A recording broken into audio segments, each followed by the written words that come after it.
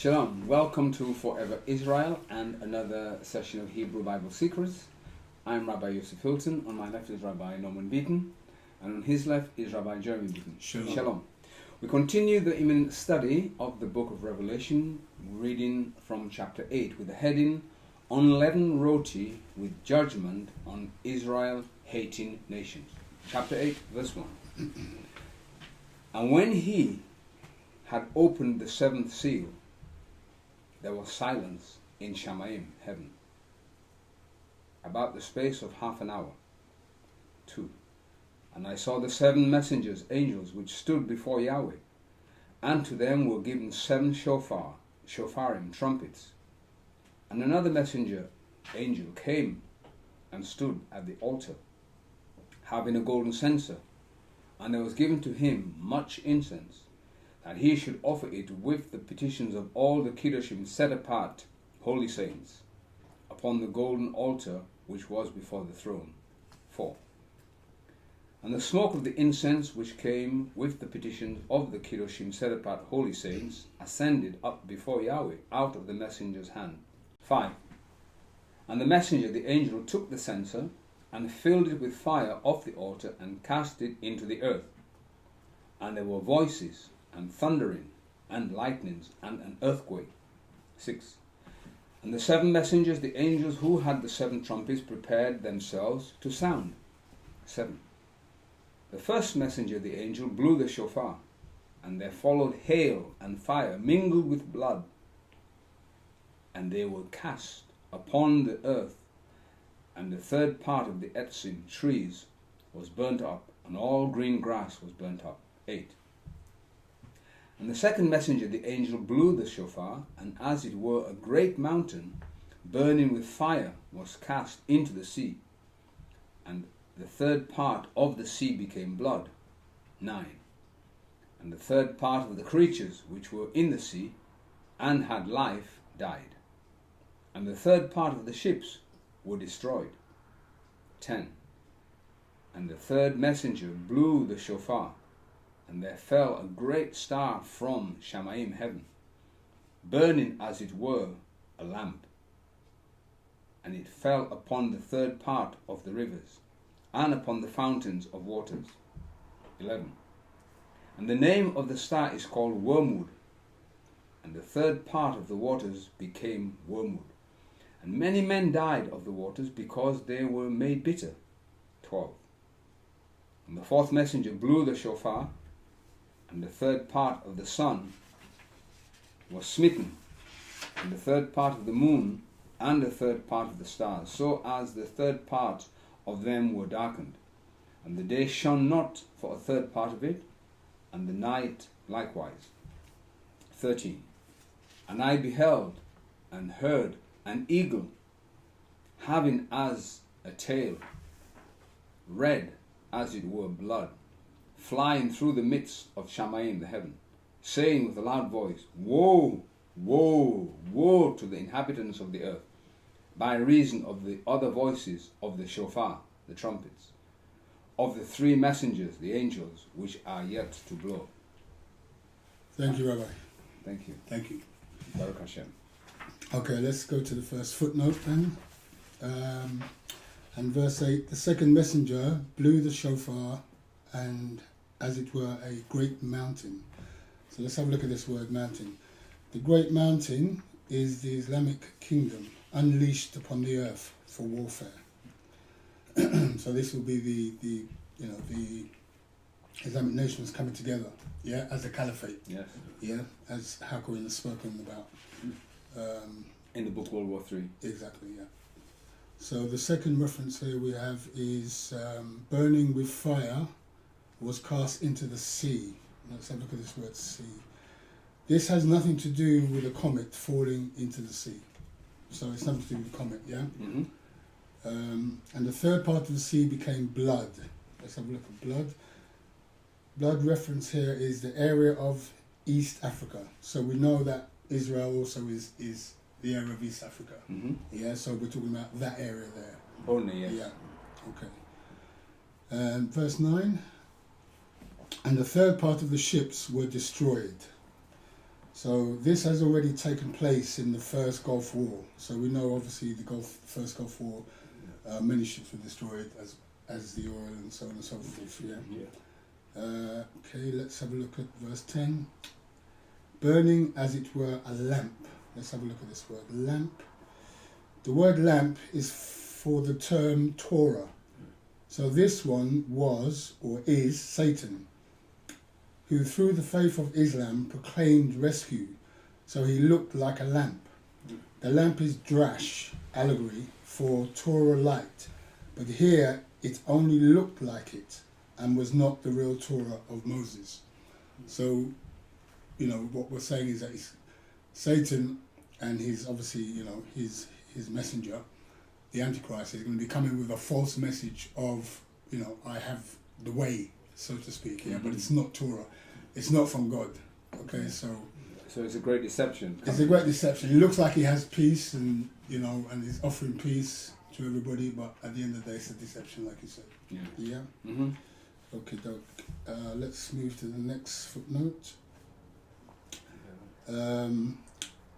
Part of the rivers and upon the fountains of waters. So let's have a look at the word waters.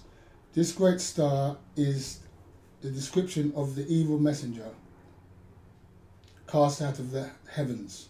But the Pashat for us is a missile strike that will hit Iraq like it did in the past, making the waters bitter. This has already taken place once and will likely repeat with the Third Gulf War. So we know this is like a hidden for us as well, so it's actually going to be a missile strike again, coming to Iraq. That will bitter the waters. Yes, exactly. So let's have a look at verse 11. And the name of the star is called Wormwood. Let's have a look at Wormwood. This means bitter water. The US struck Iraq with missiles, polluting their water supplies.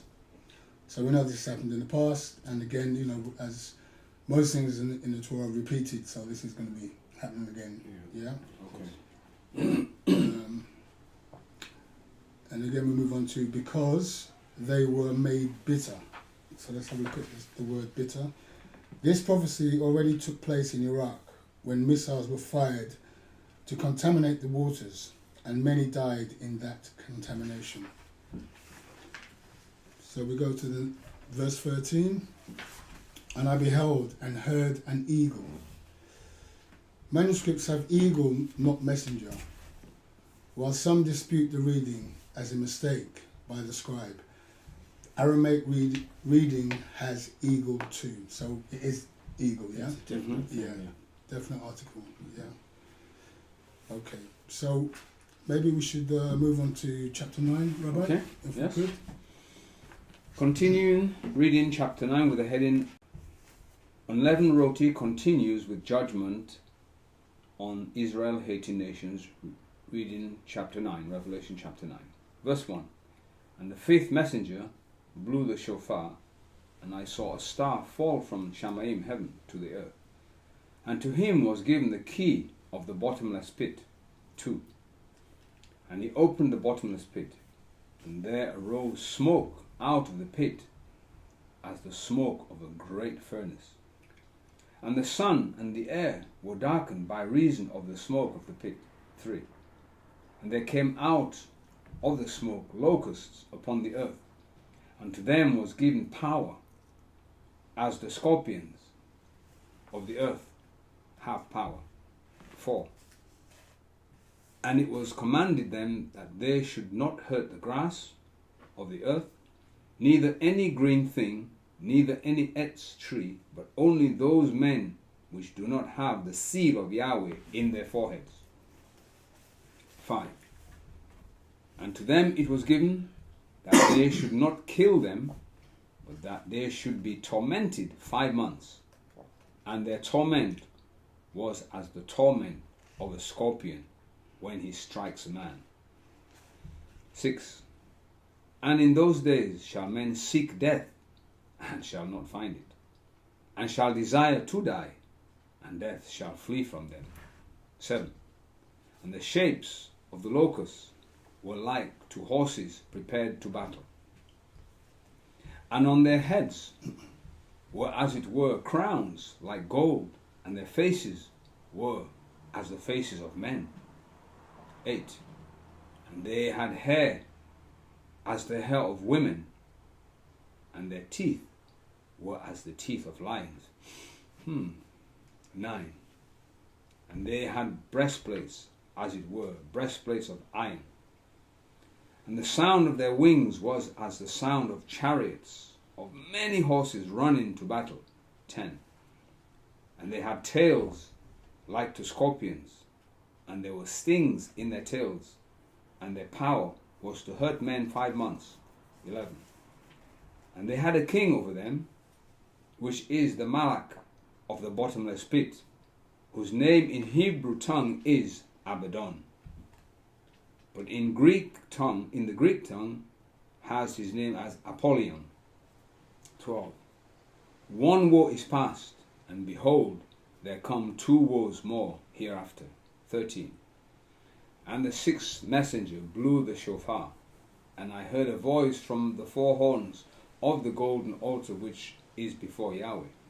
14. Saying to the 6th messenger who had the shofar, loose the 4 Malachim which are bound in the great river Pharat, Euphrates. 15. And the 4 Malachim were loose, which were prepared for an hour, and a day, and a month, and a year, for to slay the 3rd part of men. 16. And the multitude of the army of the horsemen were 200 million, and I heard the multitude of them. 17. And thus I saw the horses in the vision, and them that sat on them, having breastplates of fire, and of hyacinth, and brimstone, and the heads of the horses were as the heads of lions, and out of their mouths issued fire and smoke and brimstone. 18.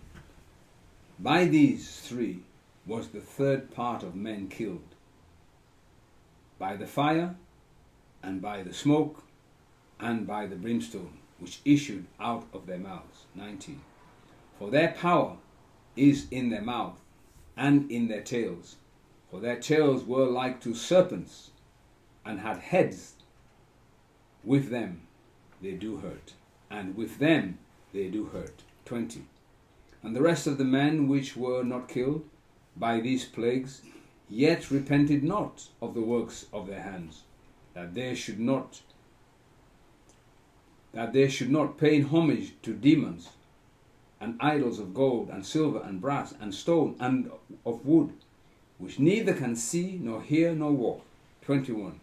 Neither did they repent of their murders, nor of their sorceries, nor of their whoring, nor of their thefts. Here ends the reading. Thank you. Thank you, Rabbi. Baruch Hashem. Thank you. Okay, so we've got quite a few footnotes to get through here. So let's go to verse 2. And he opened the bottomless pit, and there arose smoke out of the pit, as the smoke of a great furnace. So this word furnace, the sign of smoke reveals the symbol for warfare. Yeah? Okay. Were darkened by reason of the smoke of the pit. So there's another footnote here for pit. This is war, definitely. So we know this is... These examinations coming up. Yeah, this is happening now, yeah? 5. And there came out of the smoke locusts. So the locusts resemble the symbol of the Islamic army, of Islamic armies that look like locusts and are many in number, like a multitude. Yeah? So when we talk about locusts, we know you're talking about a multitude of, people. Yes. From the Islamic army. Okay. And It's also, funny how locusts are green, and green is their colour as Yes. well. So it's a multitude. Yeah. It's, Hashem doesn't exactly. do anything for nothing. Okay, let's go to 5 and look at this word scorpions. Locusts. Sorry, let's go to 6. This is a future prophecy of the radical Islamic empire to come upon the world. The serpents and scorpions are the Arab nations that will advance for a global jihad as it is happening today. The smoke is unquestionably the symbol of war. This is the battle that was to come and is the biggest in history. It is World War III. It will make World War II like a tiny army, like a tiny war, sorry. The Islamist army is 200 million alone. Wow. But we are not given the number of Yahweh's army. When Satan is released, then it is war with the saints and the world.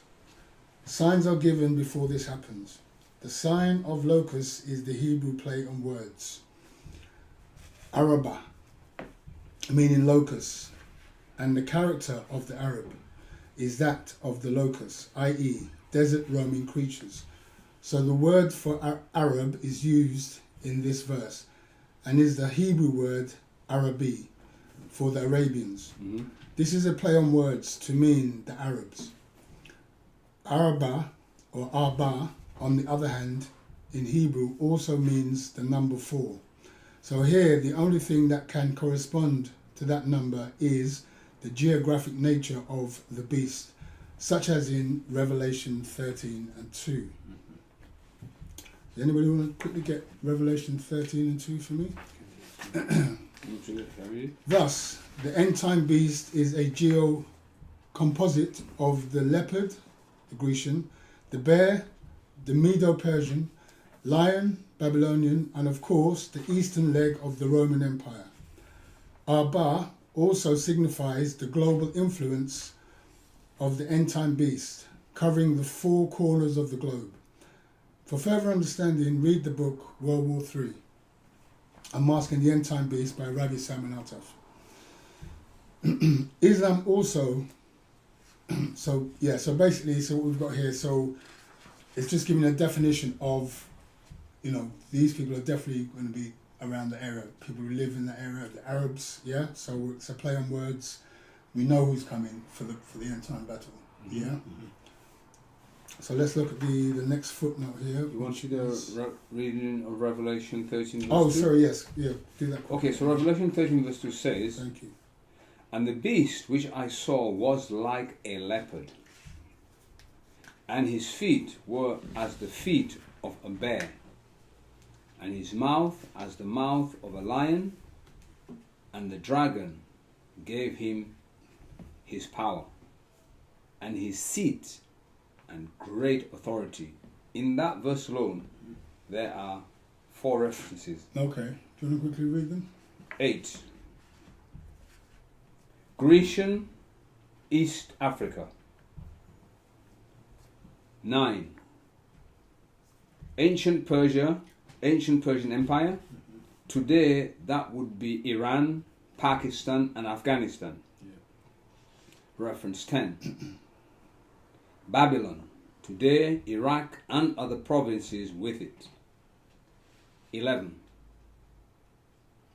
The first beast and the second beast are both geo-composite of the Middle Eastern nations, composed of the Grecian leopard, Persian bear, and the lion Babylon. These spread from the Middle East to the rest of the world, are all referred to as the Assyrian Empire and have no part with Europe as any part of it. Right. So it's showing you the area, Mm-hmm. yeah, of the nations that are going to be coming together. So Europe is going to have nothing to do with this. No, No. no, exactly. So it's all the nations round about Israel, as that's we right. know all the time. Yeah. Yeah. Okay. So let's look at the next footnote in verse 4. Neither any green thing. So Islam also does not permit the destruction of trees or green things.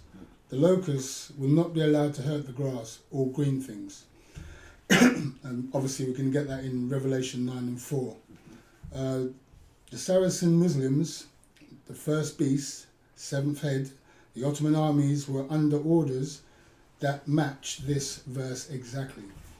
When the Yazid was marching with his army to invade Syria, Abu Bakr, the first Muslim caliph after Muhammad, charged him with this, among other orders: destroy no palm trees, nor burn any fields or corn, cut down no fruit trees, nor do any mischief to cattle, only such as you kill to eat. So we see this is going to be like a repeat, yeah? So Yes. we know this is coming, so obviously they're going to be mindful of, trees Nature. and cattle and, only killing what they need, Yeah. to But eat. they didn't have more concern for the trees and the grass than for man. Exactly. Okay, let's look at the next footnote here, which is, but only, this is verse 4, but only those men which do not have the seal of Yahweh in their foreheads. So let's just go back a bit.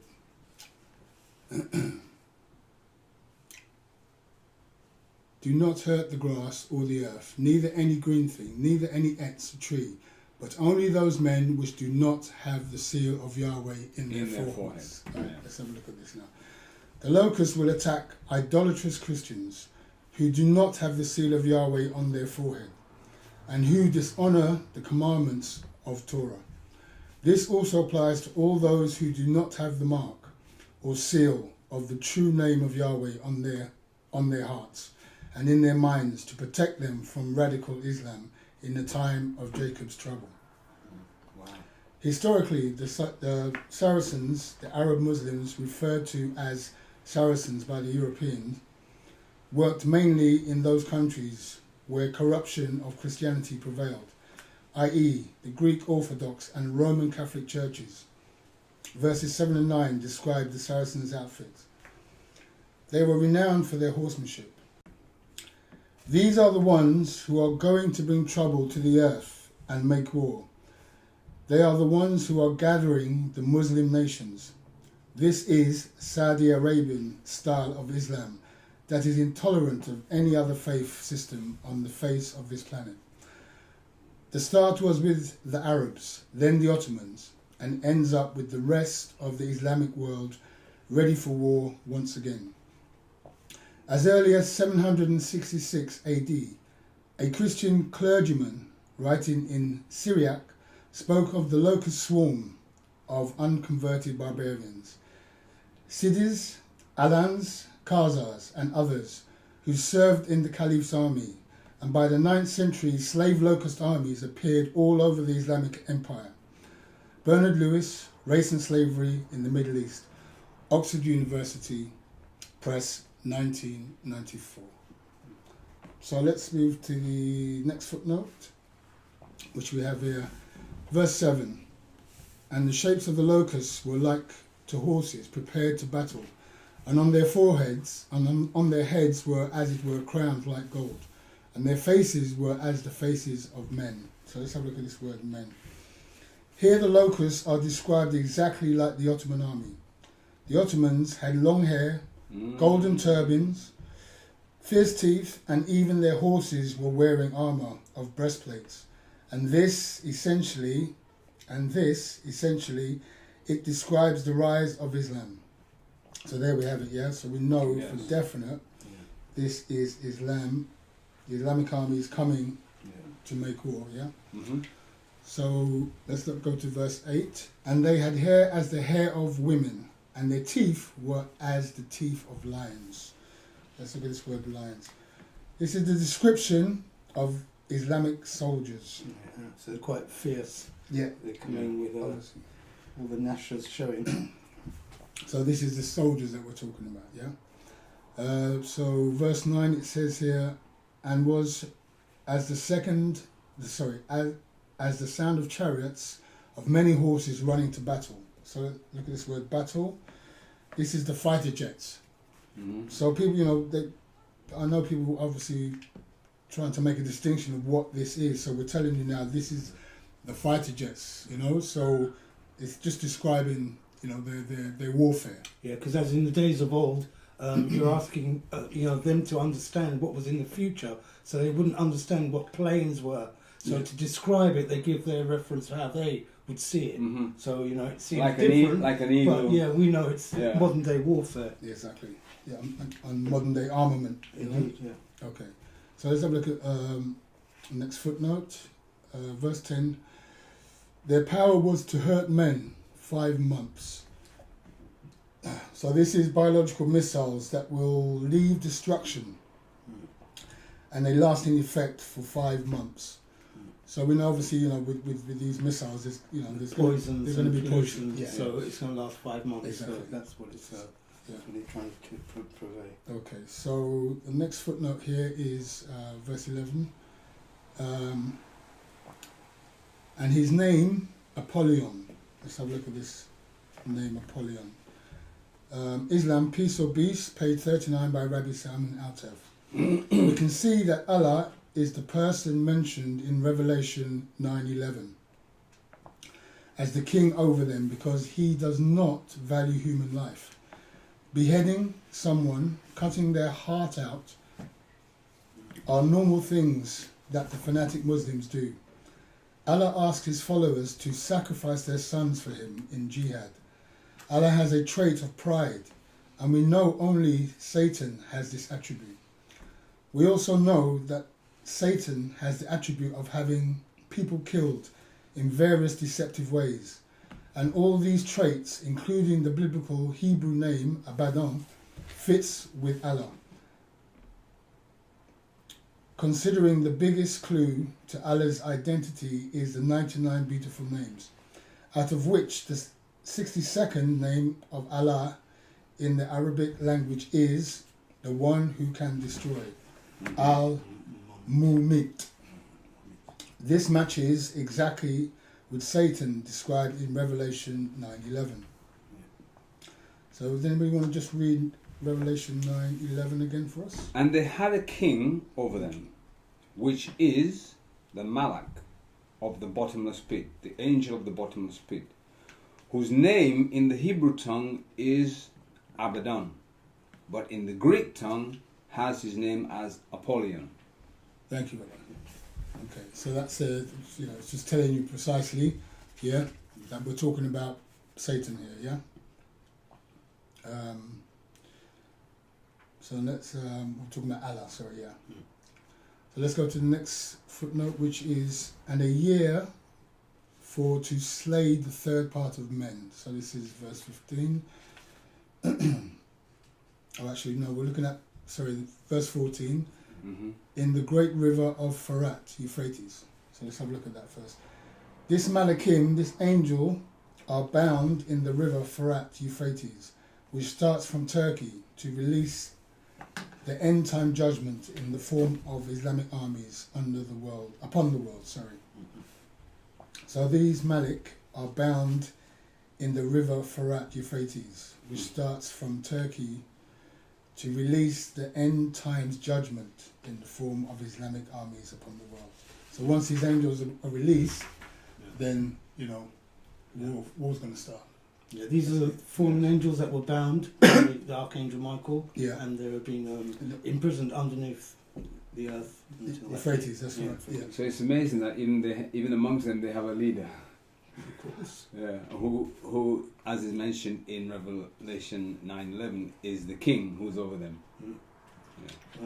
It's a mirror image, isn't it? They're trying to portray, isn't it? Yeah. Okay, let's go to verse 15. Mm-hmm. For to slay the third part of men. So a third part of the Middle Eastern men will be killed in that region only, and not the entire world. So this is, we're just talking about the Middle East here. Yes. Yeah, we're not talking about the rest of the world. It's just the Middle East. Okay. Okay, verse 16. And 200 million, and I heard the multitude of them. So let's have a look at this multitude. It is better translated multitude and not number. Okay, so multitude. So we're talking 200 million soldiers here, Mm-hmm. So that's a lot of people. it's a lot of soldiers. No wonder the vultures and the birds are going to be very busy. They're going to be feasting Yeah. for months. Okay, so let's look at the next footnote, which is verse 17. And out of their mouths issued fire and smoke and brimstone. Uh-huh. Let's look at brimstone. This is a description of tanks. Yes. Okay. So seeing that image in those days, not knowing what it was, out of their mouth comes fire, but it's the tank, isn't it? It's That's the tank. shooting. Yeah, that's right. It's a flamethrower. Yeah. Some of the tanks, they're firing flames. Very auspicious. So that's the Verse 17. verse 17. So let's move to the next footnote, which is verse 19. 1. For their power is in their mouth and in their tails. For their tails were like to serpents and had heads, and with them they do not hurt. So the serpents, let's look at this word serpents here. So World War III, Unmasking the End Time Beasts by Rabbi Salman Altaf. And we've got a footnote here, Revelation 9 and 18, if somebody could get that shortly. Says, Revelation 9:18 makes it abundantly clear that these third part of men are killed by wars generated by the Eastern Muslims themselves, e.g. symbols of war are fire, smoke and brimstone. It is evident that since the Malachim, the angels are loosed in the Farats, the Euphrates River, and the 200 million man army is gathered in the Middle East, marching towards Jerusalem, Israel to destroy Israel, then we can conclude that this third part of men that will die as a result of this huge war will be among the residents of the Middle East. Okay. This completely rules out 2 billion people who supposedly will die as a figure that cannot be justified by scripture. This death clearly comes as a result of Armageddon and is limited to 1/3 of the Middle Eastern population. In order to clarify and use correct hermeneutics, we cannot just simply take one verse from the apostolic writings and give our conclusion on it without understanding what the rest of the Bible says. Remember, we must illustrate this in principle from the Tanakh, the Hebrew Bible, and we can certainly do that. Okay. So Now the Revelations, please, you wanted from chapter 9, verse 18, Yeah. says, by these three was the third part of the men killed, by the fire, and by the smoke, and by the brimstone which issued out of their mouths. Right. This is out of the tanks, isn't it? That's right. So see, a lot of people out there are thinking that it's going to be 2 billion people that are going to be dying From around the world. from around the world, but it's not. No. We're just talking about the area of the Middle East, Concentrated in that area, and that in area alone. Yeah. That's right. Due to Armageddon. Yes. To this third World War III. And if you listen to what Rabbi Yahushua says, in this second times, as in the days of Noah, so shall it be in the end. Because that flood took place mostly in that area to destroy the angels. Exactly. Not the whole world. Yeah, not the whole world. The fallen angels and the offspring, the giants that was produced. Mm-hmm. So that took care of that time. Yeah. And it's the same thing that's going to happen again in this day and age around that area. That's right. It's interesting, huh? That's right. Very interesting. Yeah. So let's have a look at the last footnote then. So we have here verse 20. And the rest of the men which were not killed by these plagues. So let's have a look at this word plagues. The warheads of the missiles unleashed disease after the explosion. So, like we said earlier, a lot of these warheads are going to have disease with them. So it can be biological as well. Exactly. Yeah. So this is how a lot of people are going to die, because of these warheads that they're going to be letting off. Yeah. So we like to say thank you for watching, and we will see you on the other side. Thank you for watching. Shalom, shalom.